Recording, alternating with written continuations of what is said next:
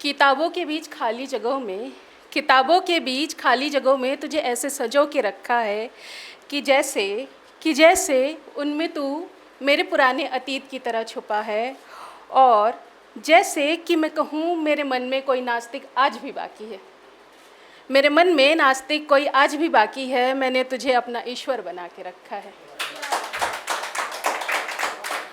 बात तो सिर्फ दो दिलों की है, बात तो सिर्फ दो दिलों की है और उनके जज्बातों की है, वरना तो 7 फेरों के बाद भी लोग एक दूसरे से बात नहीं करते हैं।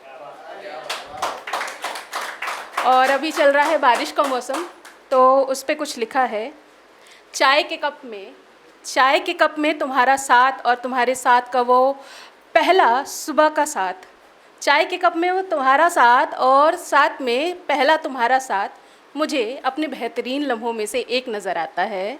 मुझे अपने बेहतरीन लम्हों में से एक नज़र आता है। वो सुबह की किरणें, वो फुहार जब मुझ पे पड़ती हैं तो मुझे बस तू मेरा दीदार नज़र आता है। चाय के कप में तेरे लम्हों का साथ मुझे सबसे बेहतरीन लम्हों में से एक नज़र आता है। तो ये ऐसी है कि 2 माँ बेटे हैं। माँ सोसाइटी में काम करती है, तो वो होता है ना कि हम अपने बच्चों को सर्व सुख दे सके, उसके लिए बहुत कुछ करते हैं। तो ये उसी से है। सुन रोहित, तू ना आज स्कूल थोड़ा धीरे चल के जाना। तू बहुत दौड़ता है, बहुत बिगलाता है अपने आप को। इतनी तेज़ रफ्तार मत कर ज़िंदगी में। ज़िंदगी अभी बहुत कुछ करने के लिए है, तो अभी बहुत छोटा है।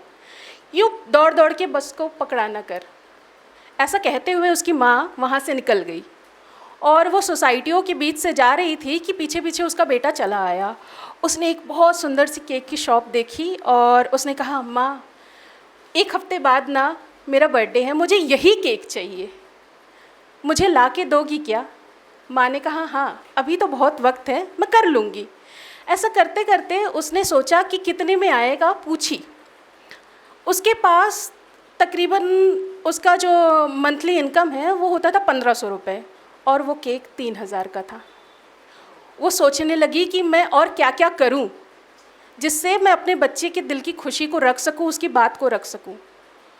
उसने कई ऐसे कूड़ेदानों में से कूड़ों को निकाला जिनमें कुछ वो वेस्टेज मटेरियल होते हैं, उनको निकाल के उन्हें बेचने के लिए भी उसने अपनी रोज़मर्रा की ज़िंदगी में एक सोर्स ऑफ इनकम निकाला।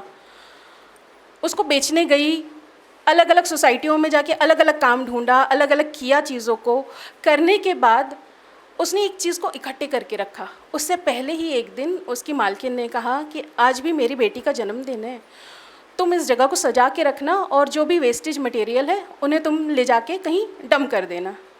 वो बहुत खुश हुई कि और भी मिलेगा, मैं अपने बच्चे के लिए कुछ अच्छा कर पाऊँगी। मगर दुख की बात है कि वहाँ का जो सुबह का गार्ड था उसने वो सारा सामान बेच दिया। बेचने के बाद वो उस पैसे को ले गया और वो दर बदर भटकती रही। पूरे सोसाइटी में उसे वो नहीं मिला। उसने आवाज़ लगाई गार्ड को, ना हो पाया उससे। फिर उसकी मैडम ने वो केक का एक टुकड़ा बस काटा हुआ था, वो पूरा का पूरा केक उसे दे दिया। वो उठा के लाई, सजाई, उसे रखा, अपने बेटे के सामने रखी और वो हर्षोल्लासित हुआ। माँ तुम कर बैठी, तुमने कर दिखाया, मुझे वो मेरा केक मिल गया।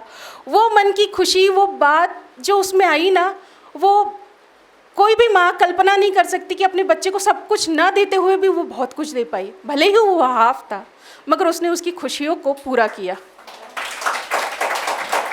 दूसरी रचना है मेरी सावली राजकुमारी। सावली राजकुमारी, उस लड़की का नाम ही राजकुमारी है। वो शादी करके शहरों में जाती है और उसका पति बहुत ऑब्सेस होता है अपनी चीज़ों को लेके। उसने देखा कि ज़िंदगी में मुझे ना ये नहीं चाहिए कि मेरी वाली को कोई देखे। अक्सर हम यही कहते हैं, मेरी वाली को कोई देखे।